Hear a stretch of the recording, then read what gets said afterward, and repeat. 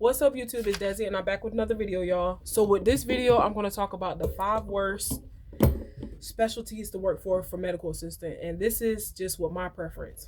Okay, so the top 5 that I chose, these were the top 5 that I chose, with pain management being number 1. Then I did primary care, then I did urgent care, and then oncology, and then the last one is family practice. So I'll just go into each one and just tell y'all my experience.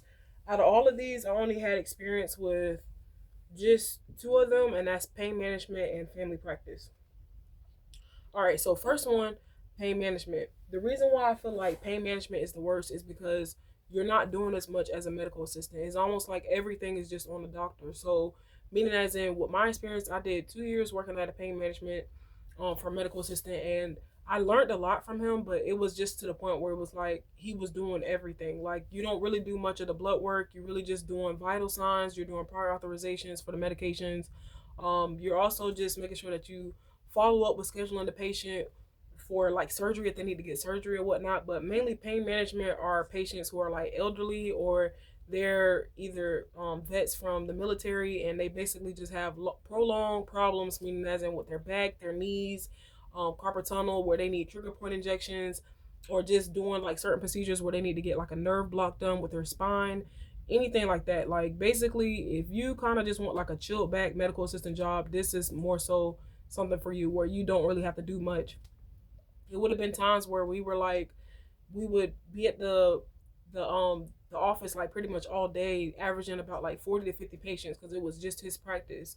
But it would be days where he would be at a whole surgical center, and we're still doing like administrative work, like following up on medication prior authorizations or following up on procedures for him. Like, it's just basic stuff like that. So I really feel like pain management is just for if you kind of just want like a job where you're not doing as much, you just kind of just doing the basic stuff.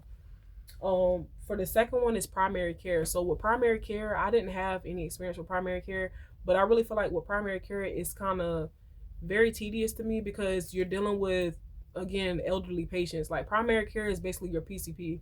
So if you need someone to do annual labs for you, or if you have like, you hurt your leg, or you just feel like your blood levels are off with like vitamin D, or checking for your thyroids, that's pretty much what your primary care is for. So whenever you get new insurance and they ask you, do you have a PCP, that's pretty much what they're trying to refer you to. Primary care pretty much handles anything and everything, and they just send you or refer you out to anything else that needs to be done. So if you have like let's just say you have woman problems going on, they're going to refer you to the nearest OBGYN.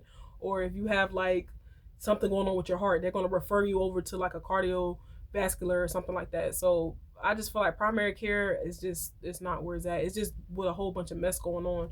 Or just mainly primary care really deal with adults basically as well too. They don't really deal with kids like that. So if that's something you're looking forward to, that's probably something for you.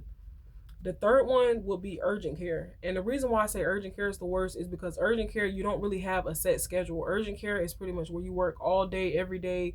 You do get plenty of experience. So meaning as in, you get experience with seeing how heavy the flow is with working with like a lot of patients. You get plenty of blood draws that you're doing. Like, it's just, urgent care is like stat. Like, it's like immediately. Like, you have to make sure you get it done ASAP. It's almost like they come in with a problem and they leave out just to make sure everything's good. But with urgent care, I like having my weekends off, so that's why I feel like urgent care is just not for me. I did one time go to an interview for a care spot, and care spot is real major. It's like one of those urgent care that's here. But with their schedule, once they set like 9 a.m. to 7 p.m., that's just a little too much. And then you have to work on weekends too. So that's why I'm like, urgent care ain't really for me. But if you do want to get your experience for a medical assistant and you have no experience, I feel like urgent care will be something good to start off with. Just get your experience and then just go ahead and go to somewhere else. All right, the fourth one is oncology. So oncology is actually one where I feel like it just has its sad parts, because you're dealing with patients who have cancer.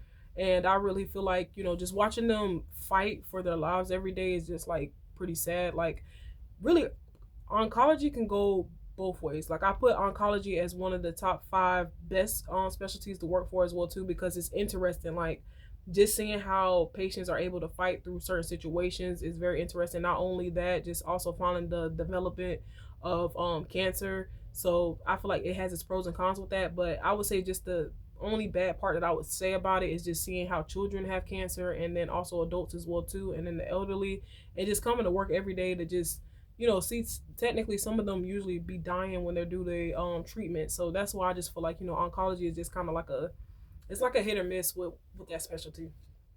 But I haven't had my experience with oncology, but if I had the chance to, I really would, because I feel like that's something good to learn on. And the last one is family practice. So I had my experience with family practice when I went on my externship, and I didn't really like it because I feel like family practice is not structured. Like family practice deals with everybody. They can deal with children, they can deal with adults. It's just almost like you come in there with an issue and they try to fix it. The only reason why I did not like family practice during my externship is because we were dealing with HIV patients, and I just felt like that's just not something that I kind of want to deal with. Like it was already like a low income clinic where I was at, so it was like we was accepting everybody, but I just feel like the safety standards when dealing with those type of patients is just, I wasn't trying to deal with that. Like really in medical you're supposed to, it's standard precautions that you treat everyone as if they have a disease, but I just feel like HIV is just really up there where it's like I don't want to be at risk with anything when dealing with that. It's already bad enough that we got to draw blood and we treat patients as if they have a disease itself. So just actually working around with HIV patients, that was just a little off to me, and I just wasn't. I just feel like it was just too risky. So that's why I just feel like with family practice, not every family practice is the same, but the family practice that I had for my externship, it was just a lot going on, and it just wasn't structured. Like it was almost like it was patients everywhere.